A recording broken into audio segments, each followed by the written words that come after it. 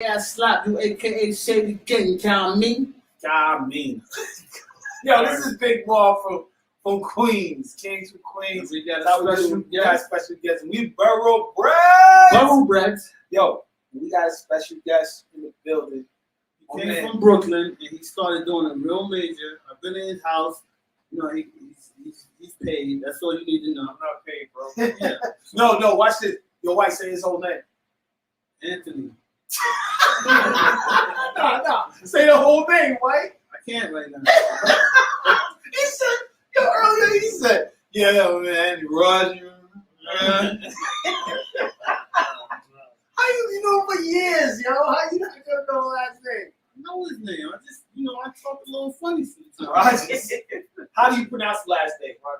Rogerson. There you go. No, you didn't say that. You didn't say anything. I said Rogerson. It's Antony Rogerson. Ladies and gentlemen, we got Antony Rogerson in the building.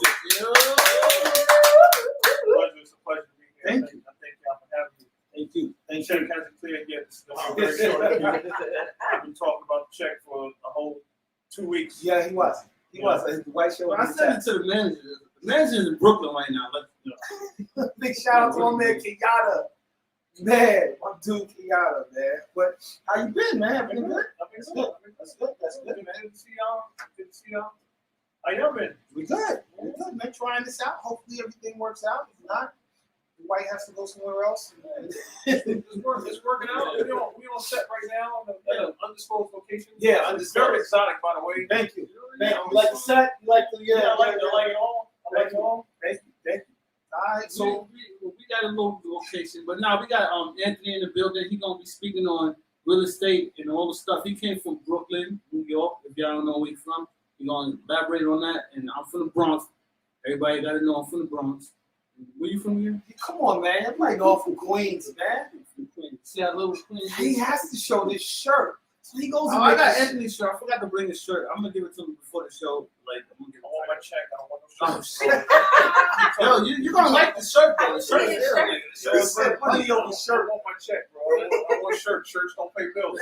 Nah, man, it's going man. You gonna have something that nobody else gonna have though. Yeah, a foreclosure sign. I'm check with my money. This is why we bought it. He's probably the only man that can kind of calm me down a little bit, you know. Oh, yeah, I'm here with the strength, I'm here with the love. That's what's up, man. Yeah. I appreciate it, man. So, how it all started, Anthony? Like coming from Brooklyn to Atlanta, what's the transition? How did the journey start? Oh man, I don't know. It's a long journey. It's a long transition. I guess it's long. It's too long to kind of talk about, right? Like I sum it up, and I've been in Atlanta 15 years now. Okay. So came to Atlanta 05, 06. I'm back in 05, 06. Just very naive, right? Like I would love to sit here and tell people, where I am now, I knew this is what I was going to be doing. Right. I had no idea where I was going to be. I just knew I wanted something different than where I was. Right. So we sit here and we talk about the borough breads and white screens, Bronx, you scream Queens, I scream Brooklyn. Right. We all come from, the boroughs, right? Right. So in many regards, the boroughs are outside from the Bronx, and the Bronx is a little different than everything else. It's all Florida. It's all Florida. Different. But by and large, it's we all coming from poverty. Yeah. Yes. Right? Like we all come from poverty. Yeah, the parts of where we come from. Yeah. We all come from poverty. So came down to Atlanta like 05, really like 04. 03, 04 just came to visit. And it was like the first time I saw like black affluence. Right? Like just excuse me. Came first time 96. Okay. Right? Came first time 96. It's like, wow, like there's black people living in houses. There's black people saying hello. Yeah. There's black people saying good morning. Yeah. There's black people saying how you doing. Yeah. Right? Then I would go back home and you know how we was. I can first one. Yeah, man. What the fuck was you looking at? You know what I'm saying? You know what I'm saying? So Atlanta had that seed had been planted going back to the mid to late 90s. Right. Life happens. You kind of get away from what you're thinking about. Right. Bring it up to speed. 05, 06 was able to get in position and finally make a move. Came here. Again, no real plan. The plan was just to win. Right. Like I can't. Again, I'm winning, but I'm busting my ass every day. Right. And that's how I got to Atlanta. Right, didn't come with a necessary plan. The plan was, and Anita B was on before me, and she was talking about the New York hustle. Right. My plan was to hustle. Right. My hustle. Right. My hustle. So if I'm talking to anybody else or anybody that's listening or that will be listening, work your hustle. That's it. Right. That's the advice that I share with people. Work your hustle, whatever your hustle is. Know what you can do. Right. And with respect to the show, I don't weigh heavy on New York over everything. Like, I don't really subscribe to that. Right. Because I think that brings an energy here, right, that I try to stay away from. Because for me, my testimony is Atlanta has only shown me love. Right. Like you're a Falcons fan. I want to keep that. You a Falcons fan? No, and I totally agree. The first shirt. Y'all say you didn't have no job in the Bronx. The first shirt I had on out on show was what? New York born. It was New York bred and Atlanta grown. Yeah. Because I really grew up out here. You know what I mean? Like I may have a New York influence. Right. But that's as far as it goes. I didn't have one job in New York. Right. So I think that's important, right? Like for all the viewers that will be viewing, like it's very important. Just be respectful of. I actually get turned off by New Yorkers who wave the New York flag too aggressively. Oh yeah. Right. It's like if you wanted that, you could have stayed in New York. Exactly. Right? And I don't mean no disrespect. I just speak my perspective. No, right. And that's really good that you're saying this because I look at it a little different. We are who we are because of New York and what we went through, and we came to a better. I'm not saying Atlanta's better than New York, but it gave us more opportunity to do stuff. So we use what we had in New York, and it just made us enhance whatever in Atlanta more. Yeah, but he's absolutely right. Because you're from Brooklyn, and where you from made who you are, yo. Yeah, that's what everybody knows. You know? Our experience make us who we are. It's either, and again, they're gonna mold us, right? And do they break us? Do they build us? No one knows, but they're gonna mold us. Exactly. Right? So got here in 05, 06. I got a background in finance. Was able to. You was in stockbroking at one point. I was an equity trader. I traded U.S. and domestic equities. I did that. I worked on Wall Street for over 20 years. Before I got into real estate, I've been in mortgage banking now for 3 years. But prior to that, I was in the whole Wall Street thing. But what Atlanta is now in terms of the financial opportunities. The opportunities in finance, those opportunities weren't necessarily there when I got here in 05 and 06. Right. So again, I talk to people who, say, well, I don't want to leave New York because I make $100,000 in New York. If I go to Atlanta, I'm only going to make $60,000. Right. That's a whole nother conversation. But I'll be very transparent. When I decided to leave New York and come to Atlanta, I took like a 50% pay cut. Right, and I was taking one step forward to go one step back to go 3 steps forward. Right. But that was just belief in my hustle. Right. Belief in myself. Right. And let me be also transparent. It's just not me. I'm married now. I was married at the time, and I have a wife by my side who I knew if I was gonna fumble, she was gonna be there to pick me up. Right. And if she would have fumbled, I would have been there to pick her up. Exactly. So that also speaks to having a partner that's by your side that's going to help you and assist in you. So our belief, or my belief, was my belief in us. Right. You could have dropped me on the moon. Right. Atlanta just happened to be the moon. Exactly. And the belief in what I knew I could do, and it was more or less naive than it was arrogance. Right. So I don't want to sit here and like, I knew this shit was gonna work. I was young. I was full of energy. I was full of like hope, and I was and that's what Atlanta kind of presented. Okay. Right? I didn't even have a plan. The plan was get here and figure shit out. That's a fact, because when I met him, he had a fucked up expedition. He wasn't that guy. I'm saying. Hold on. Pause. You had a house. I've always been that guy. I mean, you might have. I'm not from Brooklyn, so I don't know about that Brooklyn shit. But I just know You about. need a post. This nigga's fucking up. You gotta go. No, I seen this. I met him. When I was on Drink Champs, they never said I wasn't that guy. They had weed, they had Ace. No, They didn't treat me like this. You treat me And the check wasn't even clear. And you talking, you need a co-host? No, You just nigga out of We want this Invite me tryout. there. This is like a this show. Invite me to the next party. That's all I want. But no, he's right. Like someone called my expedition a jalopy, right? And like you probably didn't think I was right, but it's what I had. You know what I'm saying? So and the true testimony in that is moved here. And yes, I had a house, but we was sleeping. My wife and I, we were sleeping on fucking an air mattress, bro, for like 6 months. Right. A shit you plug in and that's what we were sleeping on.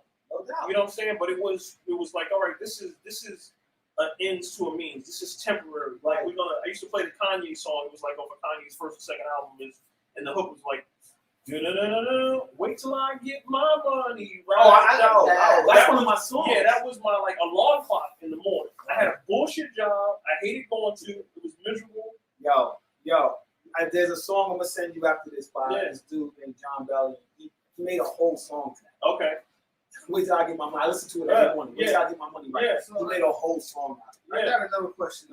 You was in stockbroker, now you in real estate. What made you transition? Like, cause a lot of people think, once you get to the stockbroker, I used to think you was that guy because you was doing that shit. Yeah, the white stuff. I know a stockbroker. I don't know what he do, but I know he doing it. Yeah. And now you're gonna stop. And now you're doing real estate, and you seem like you're more happy now. I don't know if that's the case, but. But I'm also older. With age comes wisdom, right? Like you begin to. White's not there yet. Yeah, he'll get older. He'll never get wiser. But no. So what made me switch was I had been in doing the Wall Street thing for some time, like a very long time. I was fortunate. I got blessed, and I was introduced to Wall Street at 15 years old. I was in a program. It was called the Student Sponsorship Program, and the student sponsorship program was a program for inner city kids. That means i.e. little niggas. Yeah, exactly. And I got connected with a guy by the name of Tom Gallagher back in like 89, 90. And Tom had some connections on Wall Street, and I did a summer internship. Right? I did a summer internship. I was 15. I was between my 9th grade and 10th grade year in high school, right? And I did a summer internship, and that's how I got introduced to Wall Street, right? At that time, I was working in the mailroom. Like I didn't even know what a corporate job was. Like they take kids from the projects, they'll tell you to show up downtown Manhattan, push this cart around. All I want to know is how much I'm getting paid. Sounds like a Wolf of Wall Street movie right now, bro. So it sounded like you was what's he's funny, he big too. I can't think of his name right now. The dude in coming to fuck, what's the nigga the movie with Eddie Murphy and Martin Lawrence and all Boomerang and what's the skinny? That was Chris Rock. Chris Rock when he was pushing the cart around. Yeah, no, that's how it used to be. It used to be like that. So I did that. So like my first summer, I did that. I pushed that around. I pushed the cart around or whatever. And I used to go to as a mailroom clerk. I used to have to go to all the floors and all the different departments in the office or whatever. And again, so to tie it into New York, we observe. Yeah, right. So in moving around to these different floors in the company, I would see some disgruntled workers, right, who would just like I would say this is no disrespect, but wearing khakis and shirts that was too big. Right. And then I would go upstairs to the trading floor and I would see all the guys and the women with the fancy pinstripe suits on. Right. This was before dress down Fridays and all that. Right. It was like with cufflinks and all. And I'm like, this shit just looks like money. I don't know what they doing. Wow. They doing a whole lot of fucking screaming and shit. I don't know what none of this shit means. Right. But this looks like money. Right? Wow. So every summer I would go back. And as I would go back, I went from doing the mailroom, then I would work in a different department, and I was just trying to get to that trading department because I knew that's where the money was. Right. I still ain't know shit, right? But I just knew where the money was. Right.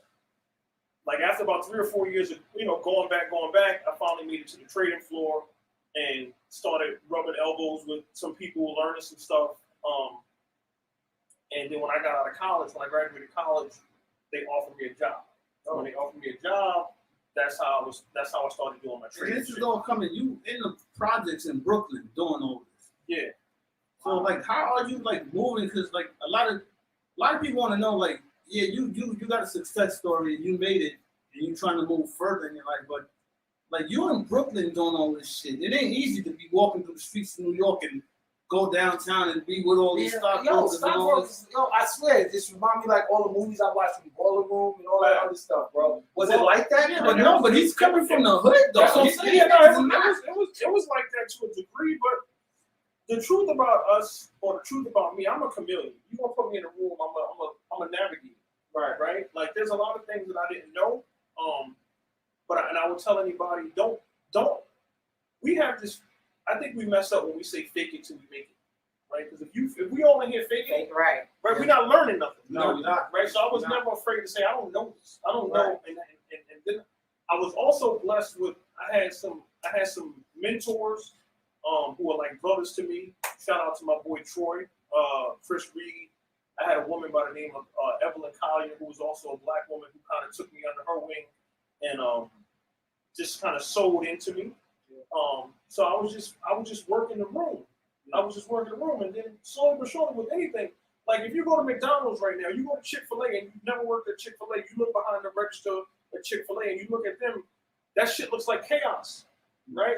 I just explain that shit to the same thing. You look at a trading floor, people screaming. We screaming, but we know what we talking about. Right. The person in Chick-fil-A, when they screaming about the fries and the milkshake, I'm just waiting for my number 2. I don't know what none of that shit. Right. No, that makes sense. But they speak in their language. Exactly. Right? If somebody come on the block, we talking our We shit. talking our shit. Yeah. You ain't never been on the block, you don't know what we talking about. Exactly. It's the same stuff. Right? Mm-hmm. It's the same stuff. So kind of mastered that, like respectfully. Are you out of it? Yeah, I'm done. You I done? retired at 42 from that. I Do you don't still keep with stocks? Or would you still keep God damn, you look older than I thought. Yo. I'm 45. Dude. I'm 45. Man, I'm You not. look this good at 45. I ain't Don't even start. you Let's before, take but a you fresh look like I make you take your hat off. So do you still deal with? No, I don't. I mean, I have my own personal investments. I have I have a trained ear to listen to what's going on, like at financial markets. Okay. But in terms of like, I don't do anything professionally when it comes to investments. Okay. Right. I don't advise anybody. I have a casual conversation.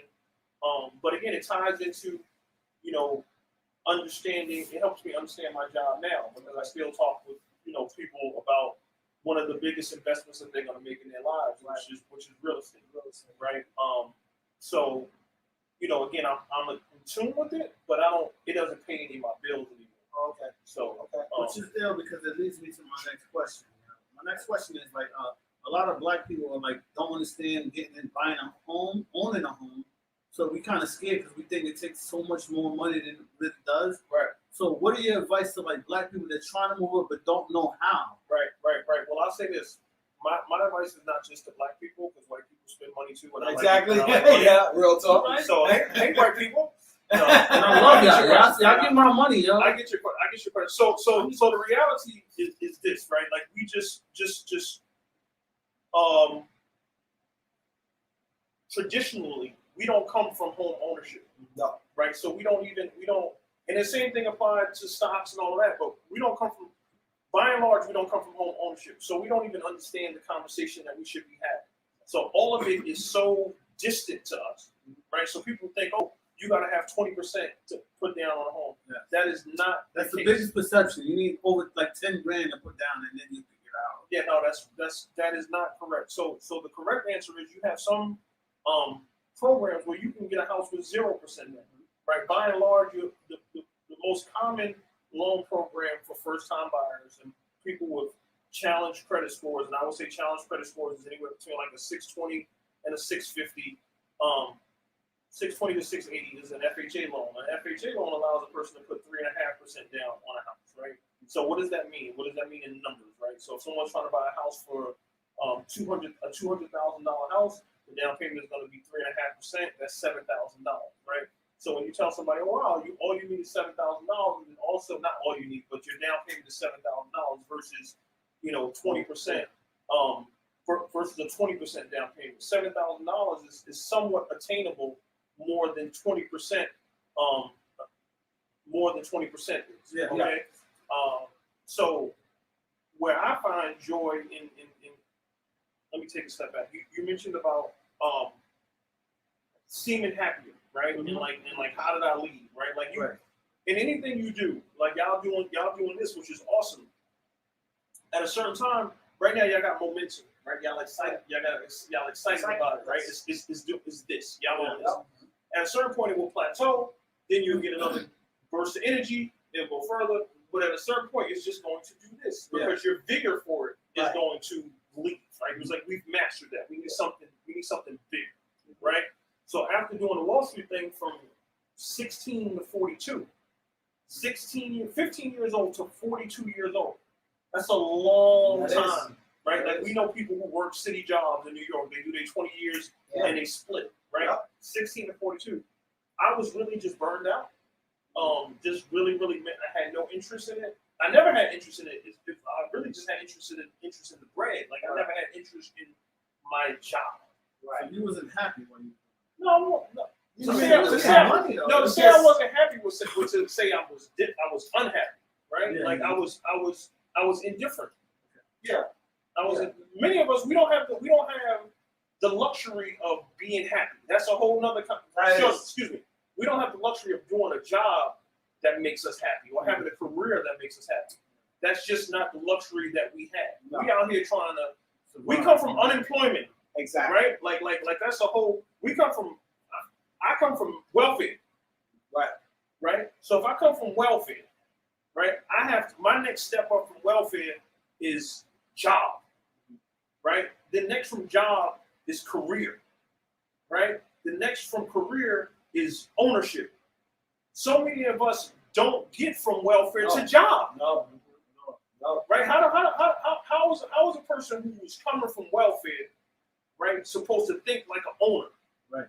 Exactly. Right? We don't get that at the quote unquote dinner table. Exactly. Right? And never mind, like that sounds too American dreamers, right? Like we don't get our casual conversations when we on the stoop in the hood, in front of the building, on the block, whatever. We're not talking about ownership. We're not talking about ownership of nothing. Somebody get a job, we say, yo, how you get on? For real. How you get on? We don't talk equity and nothing. We don't know nothing about that. So we so far behind. We are so far behind. But No, and I want to point that out is the talks because, and Dwight knows from being around me for a long time, is what kept me in this neighborhood where we at now is East Cobb. And when I bought my first house with my wife was in Woodstock. So but to rewind that was our whole nature from our culture, and my mom was one of the biggest freaking ones in my culture. It was like, yo, why are you not moving in a black neighborhood? And I'm like, yo, I lived in a black neighborhood all my life. Right. I want to be somewhere where it's a little bit more, I want a different journey. Right. You know what I mean? Right. I know who I am, whatever. So then and everybody was hitting me in the head like, nah, you need to go ahead and buy a house out in Southeast or whatever. Right. And I'm like, I lived in the Southeast. When I first moved there in 94, I lived on Washington Road. The two dudes I didn't even know had an apartment for $520 a month with a bathroom in the bedroom. You know how it is when you come to New York, right? You got a bathroom in the bedroom. Right. It's like, yo, you got selling drugs, right? Exactly. I'm like, we coming downstairs, a townhome? Right. This is 94. And I was bugging out. But at the same time, when I lived there, and then I lived on the east side, and a little bit in Bankhead, I bumped into a couple of people that was just like, well, really my wife. My wife was like, you're not staying there. Right. She lived there before. Right. She was like, you're going to the north side. I'm like, yo, why you pushing the north? My people want to. She was like, we're going to raise kids. We're going to the north side. Right. Now, this is no disrespect to anybody on the east or south side. You know what I mean? I'm not saying it's not.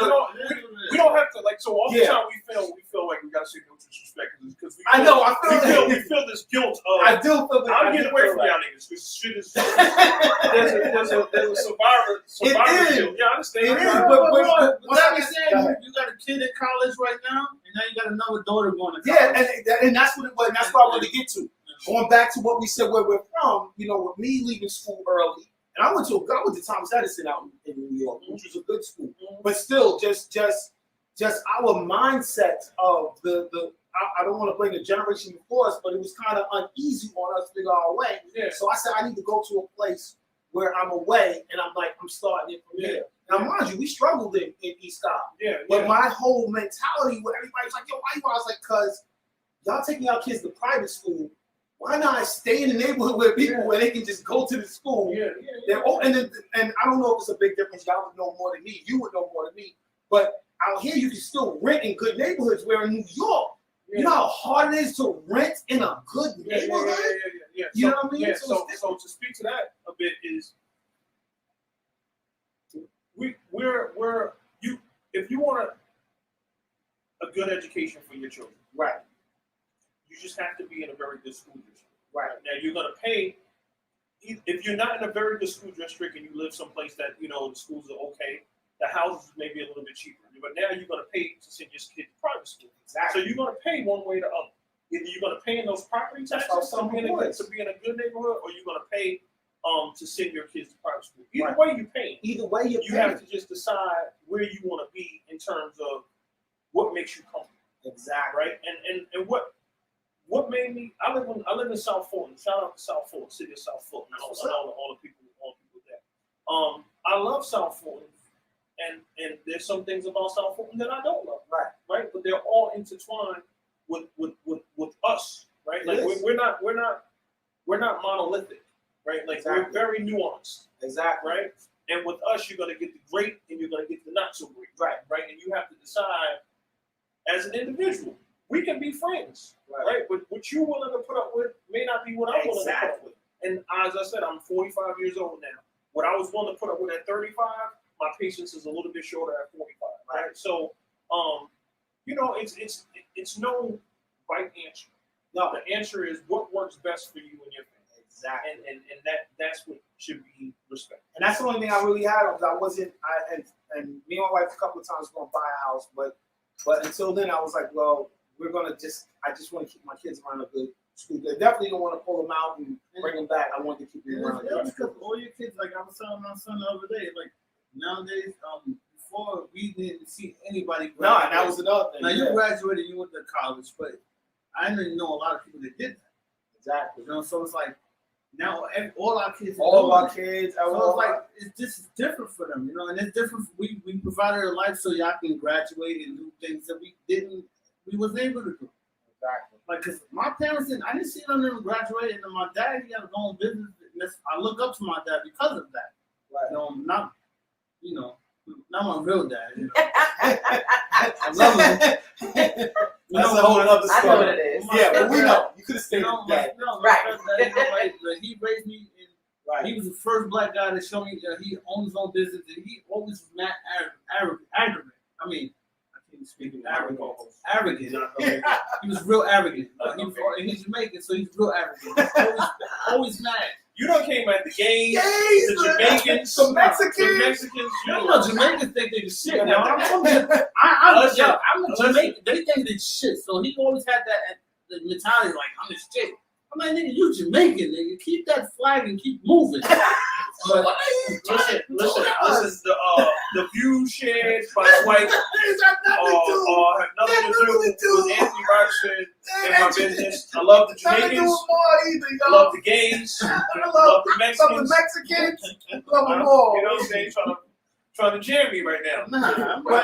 But to put it all in perspective, man, we love like having this conversation on the change of the generation. And like I said, it's not to be an arrogant show. It's just really, like I said, it's a New York influence show, and all we do is just speaking to people like this. I get what Anthony. I know. I get exactly. He was like, "Well, why y'all keep just saying?" I said, "Cause we bubble rats. We have other people from other like yes. You ain't got to just be from New York to be on this show. No. But we like to say, how did New York influence you some kind of way? Yes, yeah. Well, one of the things too, I was, I guess in fairness, I would say, well, how has Atlanta influenced us? Right. Yes. Right. Like, and I'm not trying to shy away from we're New York, but one of the reasons why I left New York is because I couldn't afford to live the way I wanted to live in New York, right? And why was that? That was because gentrification came about, right? But what we don't think about, what New Yorkers, and I have family that my son is born and raised here, right? My brother-in-law is original ATLian, right? And something that my brother-in-law said to me was, you know, when y'all came here, y'all pushed the values of houses way up, Yeah, we did. right? So that's no different than how our neighborhoods got gentrified. Exactly. Right? We did black on black gentrification. Fucking crazy that we did the same Right. shit to them that they did to us. Right. So I think it's very important to be respectful of that. You know what I'm saying? Oh, And definitely. think about and also, you know, speak to, you know, how Atlanta has influenced us. Like I'm way more. I talk to people like on aisle 7 in Target. How you doing? Good morning. I never did that. Yo, my first Yeah. running on the train. I remember this vividly, bro. Dude just passing by me. I was getting off at Oakland Station, man. He was just like, "What's up?" So saying "What's up" to me on the train. What's up? I'm like, I'm setting myself up. Like, okay. I'm like, okay. Yeah, I'm like, yo, what's up? And he said, nah, folks. I'm just saying, what up? I saw you with the jersey, New York. What y'all say? What up? Right? I'm like, he's like, I'm just saying hello. I said, oh shit, Yeah. no, he's actually a thug dude. Is actually just saying hello. Yeah. So, but yeah. So did I answer your question about the whole real estate thing and just, you know, people thinking about, you know, Right. so that's what I want to kind of speak to that really quickly from anybody that talk to a real estate professional, right? Like, and what I mean by a real estate professional, if you're looking to purchase a house, you're gonna have two main people to talk to. You're gonna have your real estate agent and you're gonna have your loan officer. I serve as a loan officer, right? My job is to find out how much you can qualify. Okay. And how we find out how much you can qualify for is we take a look at your credit. Some of the misnomers or whatever on credit is was like, well, I owe $30,000, right, on my credit card. What you owe is not important. It's what your monthly payment is. Yes. Right. So what you mean? No, I know. You know, I know. I said if you sit out this segment. No. Let me tell you how I know. Let me tell you how I know. Is there a mute button? No. Where's the button? No, look, I'm gonna tell you your job real quick. It's about like how much you make and how much you're paying a month. Correct. Right. So that's that. So Dwight is actually correct. I'm messing with Dwight. But that's called your debt to income ratio. Yes. Okay. So the two main things that go into how much you can get approved for is your credit score. Well, three main things. Your credit. No, not sorry. What we look at. The two main things is we look at your credit score and we look at your debt to income ratio. Okay, your debt to income ratio, and I'll explain this in most layman's terms, right? Like you make $1,000 a month, right? Right now, you make $1,000 a month. Your current bills are your debts. When we add those debts up, you owe $900 a month, right? So your debt to income ratio is a 90% debt to income ratio. So that means you owe out 90% of what you're making, all right? You're coming to me, you was like, I want to borrow money because I want to buy a house, all right? You make $1,000 a month. You currently already owe $900 a month. Right? You're trying to come to me to borrow $500 more a month, right? I'm going to look at those numbers. I'm going to say, all right, well, you make $1,000, you owe $900, you're trying to get $500 more from me. That means you would be owing $1,400 a month, but you only bring home $1,000. Exactly. Nobody's going to loan you money because your scale is unbalanced. Yeah. Okay, so there's different percentages that you have to be below. That $1,000, you want to be below $550 a month. That means you have a 55% debt to income ratio. Okay, and that's your existing bills plus your new mortgage. Right. So that's really important. A lot of people are concerned about student loans. How do student loans hurt me? And student loans hurt a lot of people from getting into mortgages. And that's a whole other segment. And but most importantly, I would say anyone that is watching this that wants to get educated about the process, give me a call. Shameless plug. My number is 678-359-3574. Or you can follow me on Instagram. We have these conversations on Instagram. My Instagram is Everybody Say Keys. It's a play on words. Like you get happy, you say everybody say cheese. Everybody say keys. All right. It's like your keys for your house. You can DM me, but we can have a larger conversation just talking about how the process works for home ownership. Okay. But most importantly, have a job, have solid credit, and don't have too much debt. Those are the things that will help you into home ownership. That's what's up. That's what's up, man. And that's what we got to here. People don't know. A lot of people perception and think me mean more than what they really do. Because we're not taught, like you said, we're not taught growing up. They don't see their dads and uncles having houses and all that. We live in apartments and everybody's 6 cousins and 7 brothers and shit like that. Eating duck. Yeah. Nah, man. Actually, duck is good food. You know what I'm saying? You know what? Duck is good. You don't eat duck? I've had duck. Duck is very oily. But I don't want to eat duck everything. I don't eat duck. You eat duck dynasty, man. Yo, shout out to my Cambodian family. He always think we eat duck. I don't got nothing against the Cambodians. You don't eat duck. The Mexicans. You like, y'all always eating duck. I'm like, y'all always eating duck. Every time you was eating duck cereal the other day. Also, what the fuck are you eating duck cereal? Like, but anyway. First of all, duck is expensive, yo. So yeah. Anyway, I got and real quick before you go. Speaking of credit, so someone came to me, but was giving their advice to me and wifey about our credit is going up. We work on credit is going up, whatever. But some of the advice we got was just like you said earlier. When wifey freaks out, she handles the credit stuff. She freaks out when there's it's higher on there what it's supposed to be. The usage. She bugs out on the usage. She'll be like, yo, send me $5 real quick. Gotta bring that back down because she said it hits your credit. And she said one time it hit our credit, her score dropped like 100 points. Well, so what we're talking about here is your credit usage. So let's just say you have a credit card and your maximum that you can put on that credit card is $1,000. Right.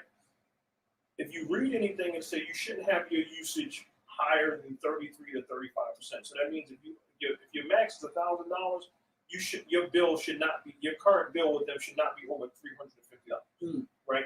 If your max is $1,000 and your bill is $800, that means you have an 80% usage. That means you using all the money that they gave you. Right. So that can be looked at as negative. Right. Not all the time. Right. It's really about a pattern, right? Like if you use your credit card, you may use it up to 95% usage, but your pattern shows that you pay it off every month, right? But if you carry a high usage, that's basically saying, and credit card companies want you to carry a high usage because that's what they charge you the interest on, right? And let's just take out a credit card, like, if I loan you money, that's what a credit card does. They loan you money, right? And I tell you, as long as you hold that money, I get 20% interest on that. Right? Like I don't want you to hold that as long as you can. Right? So you want to, as the consumer, what you want to do is try to keep your usage as low as possible, whatever that is, right? Because life happens, and you might need to.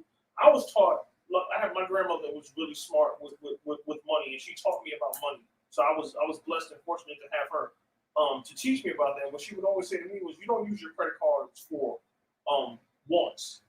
Right, you use your credit card for needs. Right, you keep your credit card in case the refrigerator breaks. Right, or she would always say, my family was from North Carolina, and we was in New York. She was always saying, you keep your credit card in case you got to go home for home in North Carolina. You need emergency stuff. Right, but what happens with us? Often we get our credit cards, and they're predatory. The credit card companies, they come out there and they know we don't know nothing. Right, so they give us these cards. Right, if we can qualify. Most times it happens on college campuses. I remember when I was in college. The first time I stepped on campus, the first day they had all of these credit card people. Now I ain't never had shit. I ain't have nothing. You give me this card and you're like, oh, you got $500 on it. I'm like, damn, I can get some likes. I'm good. And then I ain't gonna lie, I bought a pair of Timbs with my first credit card. Yeah, stuff that. But it's human nature, right? Like you give somebody access to something that they've never had before. Right, and again, a lot of our stuff we're skewed, right? Like because when you come from poverty, all of us coming from poverty was always trying to look like we had more than what we had. Trying to impress the other broke motherfucker that's standing right there. We all broke. We live in the same building. I know you broke, right? But now, so we get these credit cards. We get a credit card by however way we get it, and now we're not educated on it. And that destroying our credit, it gets us in a rut that takes us years to get back. But all of that is by design. That's a whole nother conversation. Another show. But so to answer your question, it's the usage part, right? You want to keep your usage as low as possible. And the other thing about credit is pay your credit card on time. Like late payments really hurt you. So there's a lot of different moving parts. It's like it's too much to kind of consolidate No, and get I into. just wanted to shoot that at you, but I Like, appreciate gotta come to that. that mixer. I appreciate Yeah, yeah, yeah. that's yeah, exactly. We're gonna appreciate that. Right. Definitely. I charge for mixers. Your credit right now is not doing it. No, But yo, you remember when I'm and trying to he's get right, a manager yo. on the phone because I know something going on. This is when we went to New York. We was looking back in the day before they got gentrified, freaking Myrtle Ave. And remember, we was like there was like a fire, and the houses was all messed up by the projects. But each freaking driveway was like all the best cars ever. That still happens. That still The happens. houses was just torn down, Yeah, but each one. But why that is, right? I had a friend some years ago, and he bought a house. He bought a house in Jersey. Same day he bought a house, he bought some sneakers. Right? He posted the sneakers on Instagram and didn't post the house. Real talk. Wow. We're psychologically damaged, and this is not. It was this. He and I talked about it. That's so Big shout. deep in so many levels. No, but here's you the know? thing. So what it really is it's you're gonna get likes on the sneakers. Yep. Because your friends, the people that are in your circle, they can see themselves getting those sneakers. Those They can. sneakers are attainable in our minds. Mm-hmm. But a house, So it's, far. it's so far fetched from. It's like I don't even know how to. I've personally helped people. That's true. I'm deep. I'm like the fuck. Yo, no, I don't even know that. You probably don't know how deep that's super deep. Yeah, yo. but I've had people that I've helped get homes, and we're at the closing. The closing is when you do the final paperwork, Right. and they're in their late 40s, early 50s, and I've watched people literally cry, like I never thought this could happen. Like I never thought that this could happen. So so for the viewer or the listener, the best thing that you can do if you're sitting there and you like, I want a house, but I don't know where to start. The best thing to do is to talk to a professional, because there's so many different programs. The housing market is a little tough right now, but there's a lot of programs out there for first-time buyers who don't have assets. Or you may have some assets, people who have jobs, you have money in your 401k. A lot of people don't know that they can use money from their 401k and buy a house. But so to talk about the whole sneaker house thing, he was like, yo, I could never post my house, man. I got cats in the hood right now that they still live with their mother. Yeah. A house like that ain't even something that is so far from reality, right? But again, we talk off air or on whatever. We talk about faking it until we might be art. Talk about faking it until we make it. Like we spend too much time amongst ourselves talking about. I have zero patience and tolerance for talking about nothing. Yes. White tells me that. That's why I know. That's why you said you scroll his. Yeah, That's house. why when I go to his house, he's always like, all right, Dwight, you ready to go home? Nah, I can't. Like I I bullshit. be like mad drunk. He's like, you ready to go home? Like, No. Because we spend too much time. Like this is just my opinion. Obviously, like I'm all for bullshit. I'm all for having a good time and joking. But we have to. She's an inspector, right? I'm a loan officer, right? Like we can't be sitting here for 2 hours talking about nothing, and not spending time talking about the elevation and connectors. And I think oftentimes, particularly us as black men, why you black? Oh, you can't vote. I'm black. All right.